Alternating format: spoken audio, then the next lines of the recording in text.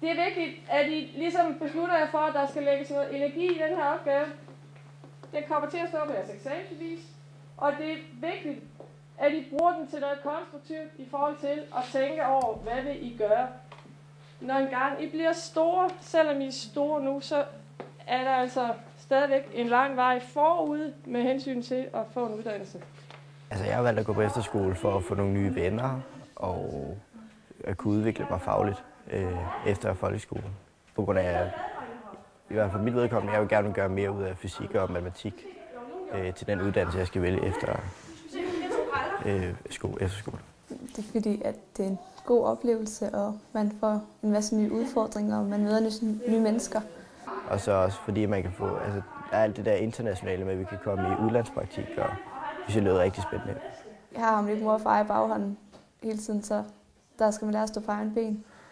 Og det tror jeg, det er meget godt, når man skal videre. Man bliver mere selvstændig og ansvarlig. Det kan jeg i hvert fald selv mærke på mig selv. Når jeg kommer hjem, så hjælper jeg mere til og er mere tålmodig. I hvert fald en af hovedgrupperne er mere tålmodig. Specielt over for min lillebror.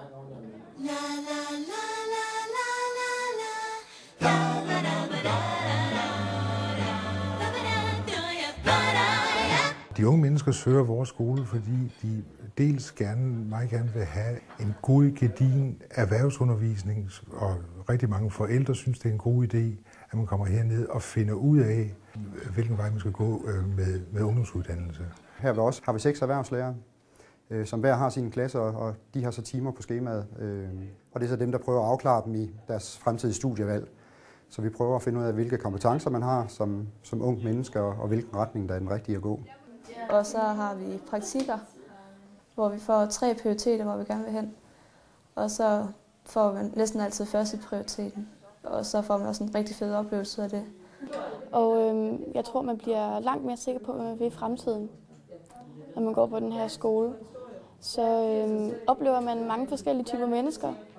Fordi at det er ikke en speciel skole med en bestemt retningslinje som musik eller idræt, men i stedet for så er der mange mennesker, som egentlig bare gerne vil være sikre på, hvad de vil ude i deres liv. Kom næste hold, kom! Vi ved jo, hvis man falder ud af ungdomsuddannelsen, hvor svært det kan være at komme i gang bagefter igen. Så det er der rigtig mange, der er rigtig glade for. Så har vi også en boglig skole ved siden af. Er vi enige om, at det her ikke? Ja. Det er rigtigt. Ja. Specielt ved os har vi fransk som andet fremmedsprog. Alle elever skal have andet fremmedsprog her. Også en del af den boglige profil, vi har. Det er altså det, vi forsøger. Rigtig mange af vores elever har fysik her, og alle 10. klasse elever skal have 2 valgfag, som er boglige valgfag. Så har vi det der Cambridge-engelsk, som er engelsk på højere niveau end normalt 10. klasses engelsk. Der er sådan A, B og C-niveau, hvor A-niveau er det bedste, og C det er så det dårligste. Så det er meget sådan delt op, hvor god man er. Og så, hvis man er på det dårlige niveau, som også bliver kaldt spasserholdene her, så får man simpelthen hjælp til at blive bedre. Og der er ikke nogen sådan håner en, så det er rigtig fedt. Og man virkelig, de stærke sider, man har, dem kan man forbedre endnu mere. Det er absolut ikke nogen elitær skole. Det er en skole, hvor der er plads til alle.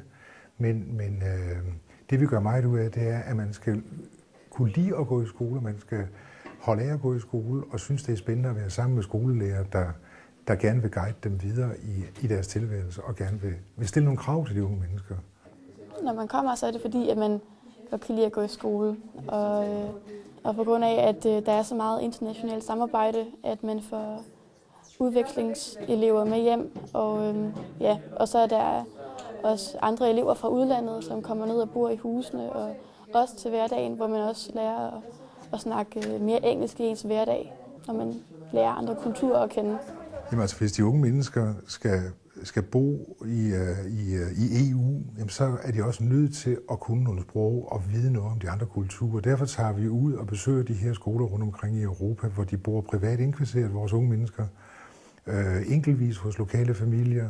Så det har intet at gøre med turistrejser, men virkelig kulturrejser, hvor man oplever at få den lokale kultur, den lokale tradition ind under huden, at man er en del af landet, og ikke bare turist i Polen eller Italien eller Frankrig eller England, hvor vi nu kommer hen. men at de virkelig oplever, hvordan det er at bo i en familie og gå på arbejde samtidig med, at de er i udlandet. Og jeg er helt sikker på, at I nok alligevel kan finde spørgsmål, vi ikke har tænkt på. Så kommer I bare og spørger. Undervisningen den er fleksibel. Nogle gange så får vi lov til at gå ned i husene, og så arbejder vi med det der. Lærerne og alle de ansatte er sådan, det er altså rart og et trygt sted at være. Og det med, at man er sammen med lærerne så meget i sin fritid også, det gør, at man kommer meget sådan ind på dem, i stedet for at man kun er sammen med dem i de pågældende timer. Og man har det super fedt også, altså både i timerne og sådan efter timerne, og også hvis man bliver her i weekenderne, så er det noget helt andet end i hverdagen. I de indledende øvelser i logbogen, som vi skal lave, sådan så vi er klar til at lave forsøget næste gang, ikke også, Simon? Lige meget hvilken efterskole man vælger, er jeg sikker på, at det, man mødes en masse unge sammen, det kommer til at give noget. Men ved at komme, ved også at få de oplevelser, som man gør her ved os, så får man et eller andet, der er unikt, vil jeg sige. Jeg forventer jo bare, at jeg havde fået en masse lært, og altså en lærerig masse med herfra. Flere sociale kompetencer og lidt mere disciplin med hensyn til lektier og en bedre dagsrytme.